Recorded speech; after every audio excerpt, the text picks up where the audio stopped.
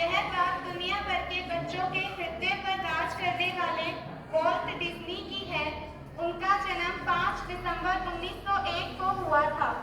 उनके पिता इलियास कर्मठ तो थे, परंतु बावजूद इसके उनका व्यवसाय जम नहीं पा रहा था। अतः वॉल्ट का बचपन अभाव में ही गुजर रहा था।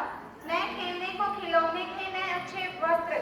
तभी 7 वर्ष की उम्र में उनकी जिंदगी में एक नया मोड़ आया। उनकी चाची मार्गरेट ने उन्हें रंगीन स्केच पैड तथा कुछ रंगीन पेंसिलें भेंट में दी। अब जिसने कोई खिलौना ही नहीं देखा हो, उसके लिए तो यह मानो सारे सपने पूरे होने जैसा हो गया, और यहीं से उन्हें स्केचिंग का शौक जागा। उधर कुछ बड़े होते होते उन्हें स्कूल में भर्ती करवाया गया, परंतु घर की हालत ऐसी थी कि स्कूल जाने के पहले वॉल्ट को सुबह सुबह अखबार व अंडे बेचने जाना पड़ता था।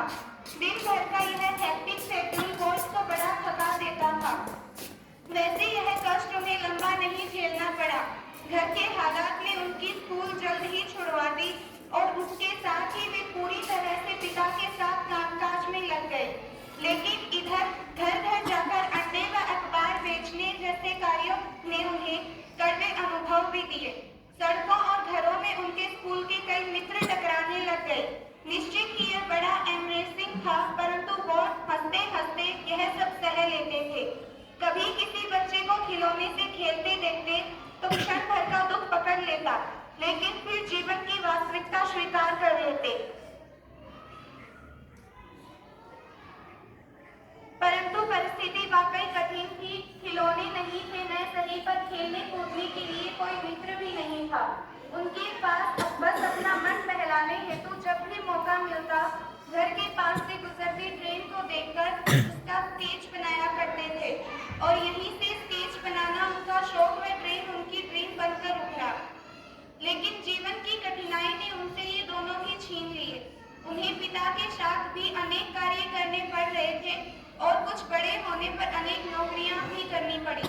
17 वर्ष की उम्र में वे रेड क्रॉस में भर्ती हो गए और उनके चिकित्सकों की टीम के साथ 1 वर्ष के लिए फ्रांस गए। वहां उन्हें फिर स्केच बनाने का मौका मिला। काम से फुर्सत मिलते ही वे वहां अपने साथियों के पोर्ट्रेट बनाने में लग जाते, परंतु इतने मात्र से वॉल्ट का शौक कहाँ पूरा होना था। तो वापस आकर उन्होंने अपने इसी शौक को जीवन का सहारा बनाने की ठान ली।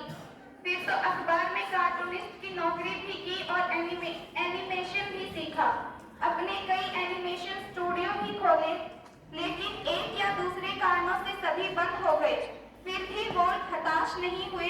उन्हें अपने शौक व अपनी प्रतिभा दोनों पर विश्वास था, और आखिर 23 वर्ष के होते होते वॉल्ट ने हॉलीवुड में ही हाथ आजमाने की सोच ली। निश्चित ही वहाँ कुछ भी आसान नहीं था, खासकर यह देखते हुए कि पास में पैसे न हो और वहाँ कोई पहचान फूटता भी सहारा न हो। लेकिन वॉल्ट के शौक और प्रतिभा के सामने आखिरकार इतने बड़े हॉलीवुड को भी झुकना ही पड़ा, और इतिहास तो वह रच गया जो किसी से छिपा ही नहीं।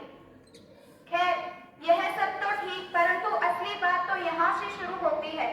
अब जबकि वॉल्ट के पास पैसों की कोई कमी नहीं थी, और वे एनिमेशन किंग होने के नाते अपने ड्राइंग के शौक के सर्वोच्च शिखर पर भी बैठे हुए थे, बस जीवन की इस हसीन मोड़ पर उन्हें अपने ड्रीम की याद आई। जी हाँ, ट्रेन की। बस उन्होंने एक विशाल फार्म खरीदकर वहाँ 1400 फीट लंबी ट्रेन की लाइन बिछाई, और एक तमाम आधुनिक सुविधाओं से सज्ज ट्रेन उन पटरियों पर दौड़ा भी दी। वे अक्सर अपना डिनर चलती ट्रेन के डिब्बों में ही किया करते थे। उनकी यह ट्रेन पूरे हॉलीवुड में मशहूर हो गई। उस ट्रेन में डिनर करना हॉलीवुड की बड़ी बड़ी हस्तियों के बीच एक बड़ा सम्मान माना जाने लगा। परंतु वॉल्ट यहाँ भी नहीं रुके। उनका अपना सपना तो साकार हो गया था, परंतु संसार का क्या। उन्हें तो बचपन में खेलने का सुख नहीं मिला था, परंतु विश्व के बच्चे तो खेले। बस उन्होंने 160 एकड़ जमीन पर विशाल डिज्नीलैंड बना दिया, और डिज्नीलैंड विश्व भर के बच्चों के दिलो दिमाग पे क्या महत्व रखता है, यह कहने की जरूरत ही नहीं। सार, इसे कहते हैं ना सिर्फ सपने देखना व पूरे करना, बल्कि उन्हें बांटना भी। अब यह पूरी दास्तान सुनने के बाद आप ही फैसला कीजिए कि मैं वॉल्ट को शौक पालने व सपने देखने का बादशाह क्यों न कहूं। अधिकतम संभावित विपरीत परिस्थितियों में से गुजरने के बावजूद उन्होंने अपने शौक व सपने दोनों के सर्वोच्च शिखर को छुआ। वॉल्ट की यह जीवन गाथा उनकी कर्मठता और उनके इरादे की दृढ़ता के साथ साथ उनकी एकेंद्रियता की ओर भी हमारा ध्यान आकर्षित कराती है। वाकई जीवन में यदि एक ही शौक पाला जाए या एक ही सपना देखा जाए और फिर पूरी कर्मठता से उसमें भिड़ा जाए तो कौन है जो वॉल्ट डिज्नी नहीं बन सकता। बाकी तो हजार शौक पालने वाले व हजार सपने देखने वाले हम जैसों का हाल किसी से नहीं छिपा है। Thank you.